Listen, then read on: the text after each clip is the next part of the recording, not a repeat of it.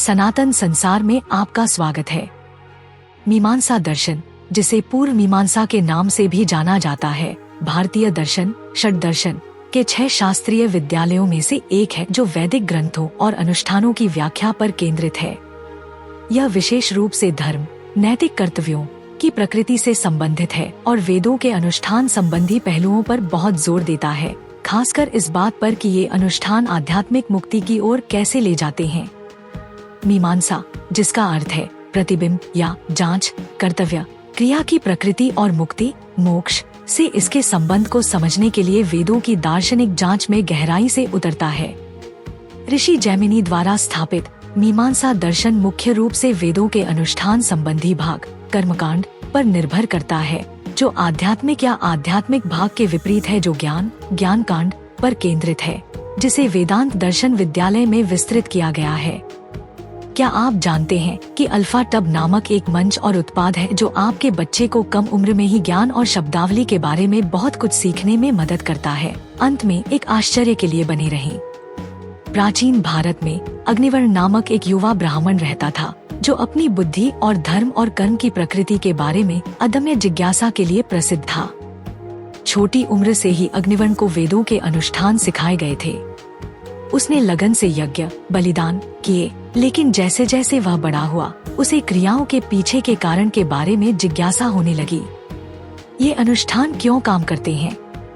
शारीरिक क्रिया से परे उनका उद्देश्य क्या था? गहरी समझ की उनकी खोज उन्हें ऋषि जैमिनी के पास ले गई, जो मीमांसा दर्शन के जनक थे। वह दर्शन जो इन सवालों के जवाब देने की कोशिश करता था। एक दिन पहाड़ों से होकर एक लंबी यात्रा के बाद अग्निवर्ण जैमिनी के आश्रम में पहुँचे।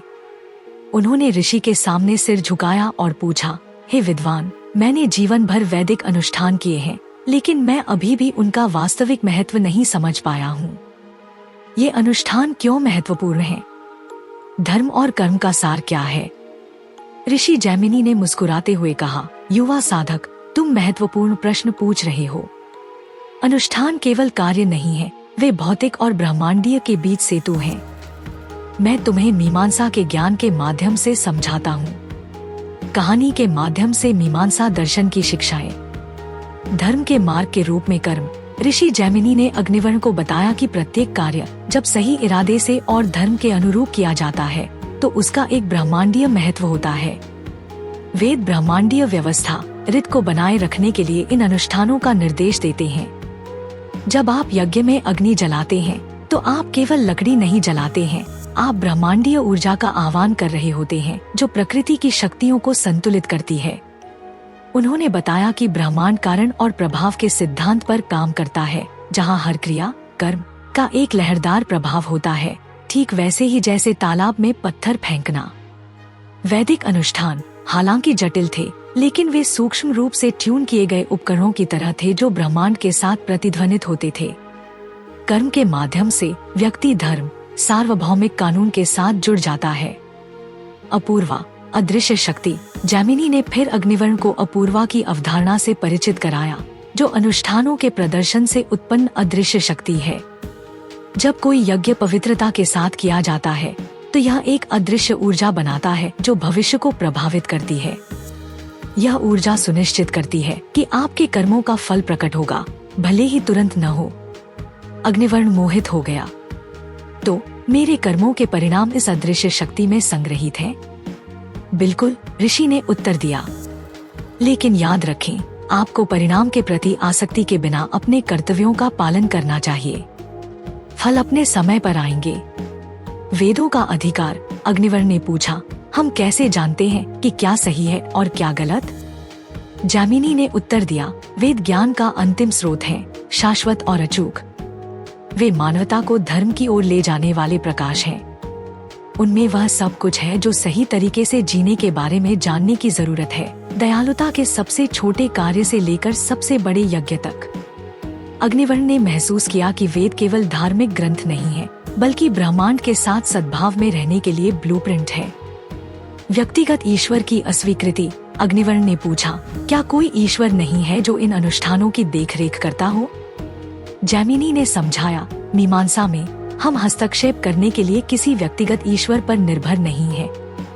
ब्रह्मांड प्राकृतिक नियमों पर चलता है।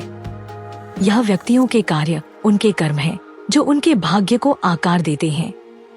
अनुष्ठान जब सही तरीके से किए जाते हैं तो स्वाभाविक रूप से उनके इच्छित परिणाम प्राप्त होते हैं। शक्ति स्वयं क्रिया में निहित है, ईश्वरीय हस्तक्षेप में नहीं। यज्ञ का उद्देश्य ऋषि जैमिनी ने अग्निवर्ण को आश्रम के पवित्र अग्निकुंड में ले जाकर यज्ञ करते हुए देखने को कहा। उन्होंने समझाया, यह अनुष्ठान केवल व्यक्तिगत लाभ के लिए नहीं बल्कि सभी के कल्याण के लिए है। वेद सामूहिक जिम्मेदारी पर जोर देते हैं। जब हम यज्ञ करते हैं तो हम समाज, प्रकृति और ब्रह्मांड की भलाई में योगदान दे रहे होते हैं। आधुनिक जीवन में मीमांसा का प्रयोग। ऋषि के ज्ञान से प्रबुद्ध अग्निवर्ण जीवन की नई समझ के साथ अपने गांव लौट आए। अब वे अनुष्ठानों को केवल यांत्रिक क्रियाकलापों के रूप में नहीं देखते थे, बल्कि अपने जीवन और परिवेश में संतुलन बनाए रखने के तरीके के रूप में देखते थे। उन्होंने महसूस किया कि आधुनिक जीवन में जिस तरह यज्ञों ने ब्रह्मांड को संतुलित किया, उसी तरह आधुनिक व्यक्तियों को नैतिक सिद्धांतों के अनुरूप अपने कर्तव्यों का पालन पूरी लगन से करना चाहिए। चाहे वह काम पर हो, परिवार के साथ हो या समाज के साथ, हर कार्य को समग्रता के एक हिस्से के रूप में देखा जाना चाहिए। वैराग्य का दर्शन, परिणामों की आसक्ति के बिना अपने कर्तव्यों का पालन करना एक तेजी से तनावपूर्ण दुनिया में शांति ला सकता है। अपूर्वा का निर्माण, अदृश्य अपूर्वा की तरह हम अपने काम, रिश्तों और जिम्मेदारियों में जो प्रयास करते हैं उसका तत्काल परिणाम नहीं दिख सकता है, लेकिन यह संचित होता है। हर ईमानदार कार्य भविष्य के पुरस्कारों में योगदान देता है। धर्म का पालन करना, व्यक्ति पर इच्छाओं का पालन करने के बजाय उच्च नैतिक संहिता का पालन करने से दीर्घकालिक विकास होता है। अग्निवर्ण का जीवन इसका प्रमाण बन गया, क्योंकि उन्होंने मीमांसा की शिक्षाओं को नैतिकता और सामूहिक कल्याण में निहित सामंजस्यपूर्ण जीवन बनाने के लिए लागू किया। पहली, जैसे जैसे अग्निवर्ण की कहानी फैली, उन्होंने अक्सर अपनी शिक्षाओं को एक पहेली के साथ समाप्त किया, जिसने लोगों को जीवन का मार्गदर्शन करने वाली अदृश्य शक्तियों पर विचार करने के लिए प्रेरित किया। मैं कुछ ऐसा हूँ जिसे आप देख नहीं सकते, छू नहीं सकते या सुन नहीं सकते, लेकिन मैं आपके सभी कार्यों को बांधता हूँ और भविष्य को स्पष्ट करता हूँ। मैं क्या हूँ? इसका उत्तर निश्चित रूप से अपूर्व है, कर्म द्वारा उत्पन्न अदृश्य शक्ति। मीमांसा दर्शन एक मात्र दार्शनिक सिद्धांत से कहीं अधिक है। यह कर्म, नैतिकता और ब्रह्मांडीय व्यवस्था में निहित जीवन जीने का एक खाका है। कर्म, क्रिया और धर्म सार्वभौमिक कानून से इसके आंतरिक संबंध पर जोर देकर मीमांसा हमें सिखाती है कि जीवन के कार्य अलग अलग घटनाएं नहीं हैं, बल्कि ब्रह्मांड से जटिल रूप से जुड़े हुए हैं। अनुष्ठानों की प्रकृति और अपूर्व की अदृश्य शक्ति के बारे में ऋषि जैमिनी की अंतर्दृष्टि हमें दिखाती है कि हमारे कार्यों के परिणाम तत्काल और दृश्यमान दुनिया से परे हैं। हर अच्छा काम, हर नैतिक विकल्प एक सूक्ष्म ऊर्जा के निर्माण में योगदान देता है, जो हमारे भविष्य और हमारे आसपास के वातावरण को आकार देता है। आज की तेजरफ्तार दुनिया में, जहां तात्कालिक संतुष्टि अक्सर दीर्घकालिक विकास पर हावी हो जाती है, मीमांसा एक ताज़ा और शक्तिशाली अनुस्मारक प्रदान करती है कि सच्ची संतुष्टि ईमानदारी से और परिणाम से लगाव के बिना अपने कर्तव्यों को निभाने में निहित है। यह प्राचीन दर्शन अलग थलग कार्रवाई की अवधारणा के साथ पूरी तरह से मेल खाता है, जिसका कई आध्यात्मिक परंपराएं समर्थन करती हैं। इस मानसिकता को अपनाकर व्यक्ति भौतिक पुरस्कारों का पीछा करने के तनाव से ऊपर उठ सकते हैं, इसके बजाय ईमानदारी, अनुशासन और मनन के साथ जीने पर ध्यान केंद्रित कर सकते हैं। मीमांसा से सबसे महत्वपूर्ण सीख बाहरी दैवीय हस्तक्षेप पर निर्भरता को अस्वीकार करना है। दर्शन का दावा है कि यह कोई व्यक्तिगत ईश्वर नहीं है, बल्कि कर्म और धर्म के सार्वभौमिक नियम हैं, जो हमारे जीवन को नियंत्रित करते हैं। यह व्यक्तियों को एजेंसी और जिम्मेदारी देता है, इस बात पर जोर देता है कि हम अपने भाग्य के निर्माता हैं। निर्धारित अनुष्ठानों और कर्तव्यों को सटीकता और समझ के साथ पूरा करके हम खुद को इन प्राकृतिक नियमों के साथ जोड़ते हैं, जिससे एक सामंजस्यपूर्ण अस्तित्व सुनिश्चित होता है। मीमांसा की शिक्षाएं सामूहिक जिम्मेदारी के महत्व पर भी जोर देती हैं। एक ऐसी दुनिया में जो अक्सर खंडित महसूस होती है, यह दर्शन हमें न केवल व्यक्तिगत लाभ के लिए बल्कि समाज और पर्यावरण के कल्याण के लिए कार्य करने के लिए प्रोत्साहित करता है। यज्ञ जैसे वैदिक अनुष्ठान केवल आध्यात्मिक अभ्यास नहीं थे, बल्कि पारिस्थितिक संतुलन बनाए रखने और पूरे समुदाय की भलाई सुनिश्चित करने के लिए डिजाइन किए गए थे। इस प्रकार मीमांसा आधुनिक समय में अविश्वसनीय रूप से प्रासंगिक बनी हुई है, जो हमें प्रकृति, समाज और खुद के साथ सामंजस्यपूर्ण तरीके से रहने का एक तरीका प्रदान करती है। मीमांसा दर्शन के पाठों को आत्मसात करके हम आध्यात्मिक, नैतिक और भावनात्मक कई आयामों में व्यक्तिगत विकास की उम्मीद कर सकते हैं। दर्शन सिखाता है कि सच्ची प्रगति शॉर्टकट या बाहरी एहसानों से नहीं, बल्कि लगातार अनुशासित प्रयास से होती है। जैसे जैसे व्यक्ति अपने परिणामों के बजाय अपने कार्यों की गुणवत्ता पर ध्यान केंद्रित करना सीखते हैं, वे आंतरिक शांति और लचीलापन विकसित करेंगे, जीवन की प्राकृतिक लय के साथ अधिक अभ्यस्त हो जाएंगे। इसके अलावा यह दर्शन मानव जीवन के अक्सर अराजक अनुभव को स्पष्टता प्रदान करता है। यह निर्णय लेने और चुनौतियों का सामना करने के लिए एक रूपरेखा प्रदान करता है, इस आश्वासन के साथ कि सब कुछ एक बड़े ब्रह्मांडीय क्रम का हिस्सा है। जब हम खुद को उस क्रम के साथ जोड़ते हैं, तो जीवन अधिक सार्थक हो जाता है और यहाँ तक कि सबसे छोटे कार्य भी ब्रह्मांडीय महत्व प्राप्त कर लेते हैं। मीमांसा दर्शन हालांकि प्राचीन है, उद्देश्यपूर्ण और संतुलित जीवन की तलाश करने वालों के लिए गहन ज्ञान प्रदान करना जारी रखता है। यह हमें सचेत रूप से कार्य करने, अनुष्ठानों की शक्ति का सम्मान करने और ब्रह्मांड की अदृश्य ऊर्जाओं पर भरोसा करने की चुनौती देता है, यह जानते हुए कि हर क्रिया समय और स्थान में गूंजती है। इन शिक्षाओं को अपनाने से हम एक ऐसे जीवन का द्वार खोलते हैं जो आध्यात्मिक रूप से पूर्ण और भौतिक रूप से समृद्ध दोनों है। जैसा कि ऋषि जैमिनी ने अग्निवर्ण को सिखाया था, जीवन पुरस्कारों का पीछा करने के बारे में नहीं है, बल्कि उद्देश्य और भक्ति के साथ जीने के बारे में है। अंत में अपूर्वा की अदृश्य शक्ति यह सुनिश्चित करेगी कि हमारे प्रयास सही समय पर फल दें।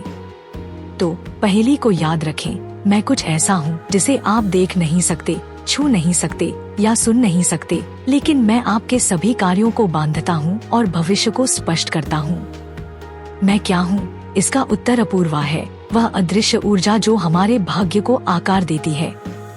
इस प्रकार मीमांसा जीवन के रहस्यों को समझने और हमें धार्मिकता, सद्भाव और पूर्णता के मार्ग पर ले जाने के लिए एक शक्तिशाली उपकरण बनी हुई है। हमारे चैनल के सदस्य बने। शामिल होने पर आपको इस वीडियो और इसके जैसे कई अन्य वीडियो तक विशेष पहुंच मिलेगी, जो प्राचीन ग्रंथों में गहराई से उतरेंगे और हमारी आधुनिक दुनिया के लिए उनकी प्रासंगिकता की खोज करेंगे। सदस्य के रूप में आपको ये चीजें पसंद आएंगी। नए वीडियो तक जल्दी पहुंच। सदस्यों के लिए शाउट आउट, फोटो और स्टेटस अपडेट, सिर्फ सदस्यों के लिए वीडियो। ऋग्वेद और अन्य प्राचीन ग्रंथों के गहन ज्ञान को जानने के इस अवसर को न चुकें। नीचे दिए गए ज्वाइन बटन पर क्लिक करें और आइए ब्रह्मांड के रहस्यों को एक साथ खोजें। देखने के लिए धन्यवाद और मैं आपको सिर्फ सदस्यों के लिए सेक्शन में देखने का बेसब्री से इंतजार कर रहा हूँ। अगली बार तक उत्सुक बने रहें और खोज करते रहें। अपने जन्म वर्ष के अंतिम अंक के साथ टिप्पणी करना न भूलें और अपनी अंतर्दृष्टि साझा करें। मुझे अल्फाटब क्यों पसंद है? अल्फाटब छोटे बच्चों को कम उम्र में ही सनातन मूल्यों, ज्ञान और शब्दावली से परिचित कराने के दिलचस्प तरीके प्रदान करता है। अल्फाटब बच्चों की शिक्षा के लिए एक अनूठी अवधारणा के साथ एक शब्दावली किट भी है। यह स्कूलों में भी एक बेहतरीन किट के रूप में काम कर सकता है। माता पिता अल्फाटब मोबाइल ऐप का उपयोग करके बहुत सारे टब शीट और टब कार्ड बना सकते हैं और अल्फाटब का उपयोग करके मजेदार गेम के माध्यम से अपने बच्चों के साथ जुड़ सकते हैं। मैंने अल्फाटब ऐप का उपयोग किया है और वीडियो में दिखाए अनुसार टब कार्ड बनाए हैं।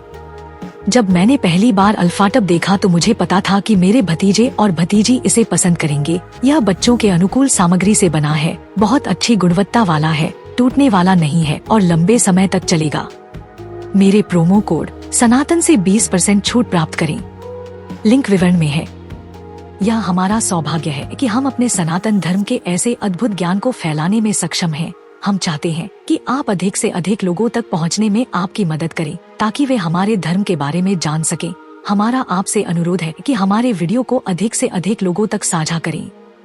कृपया हमारे अन्य वीडियो देखें। सनातन इतिहास के अधिक वीडियो के लिए सनातन संसार आई की सदस्यता लें।